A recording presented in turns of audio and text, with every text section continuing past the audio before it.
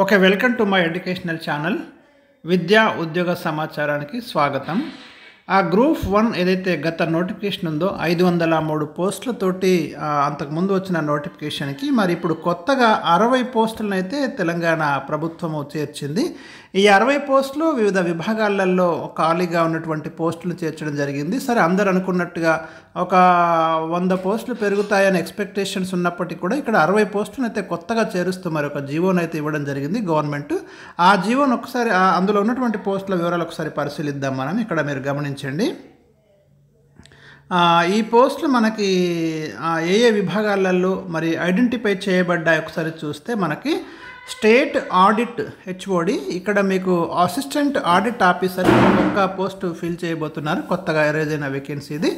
తర్వాత director general and inspector general of police, దీంట్లో మీకు డిఎస్పి పోస్టులు 24 డిఎస్పి పోస్టులు కొత్తగా చేర్చడం జరిగింది. ఇది మంచి అవకాశం అనే చెప్పుకోవచ్చు యూనిఫామ్ జాబ్కి. తర్వాత మీకు డిప్యూటీ సూపరింటెండెంట్ ఆఫ్ జైల్స్ డిపార్ట్మెంట్లో ప్రిజన్ అండ్ కరెక్షనల్ సర్వీసెస్లో 3 పోస్టులు మీకు ఇక్కడ కొత్తగా యాడ్ చేయడం అనేది జరిగింది.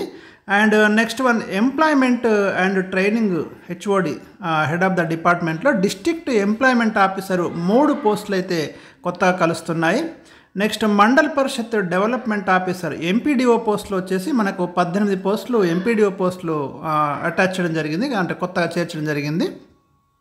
డిస్ట్రిక్ట్ పంచాయత్ ఆఫీసర్ డిపిఓ పోస్టులు 2 కొత్తగా చేరుస్తున్నారు.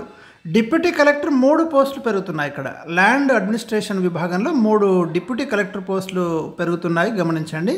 అసిస్టెంట్ ఎక్సైజ్ సూపరింటెండెంట్ ఒక 4 పోస్టులు కొత్తగా నోటిఫికేషన్కి యాడ్ చేస్తున్నారు. డిస్ట్రిక్ట్ రిజిస్ట్రార్ పోస్టులు 1. సో మొత్తం ఇక్కడ 60 పోస్టులు అయితే కొత్తగా మనకి ఈ 503 పోస్టులకి చేర్చడం అనేది జరుగుతుంది. టోటల్ మనకి 563 పోస్టులకి ఈ అనుబంధ నోటిఫికేషన్ లేదా సప్లిమెంటరీ నోటిఫికేషన్ అనేది రిలీజ్ చేయడం జరుగుతుంది. ఇక్కడ ఈ కొత్త పోస్టులకి మరి దరఖాస్తులు తీసుకోవడము, కొత్త వారికి అవకాశం కల్పించడం అనేది జరుగుతుంది. మరి ఇప్పుడు కొత్త వారికి అన్ని పోస్టులకు అవకాశం కల్పిస్తారా, లేక ఈ పెరిగిన 60 పోస్టులకు పరిగణలోకి తీసుకుంటారా అనే విషయంలో నోటిఫికేషన్ వస్తే తప్ప మనం ఇప్పుడు ఏం చెప్పలేనటువంటి పరిస్థితి ఉంది.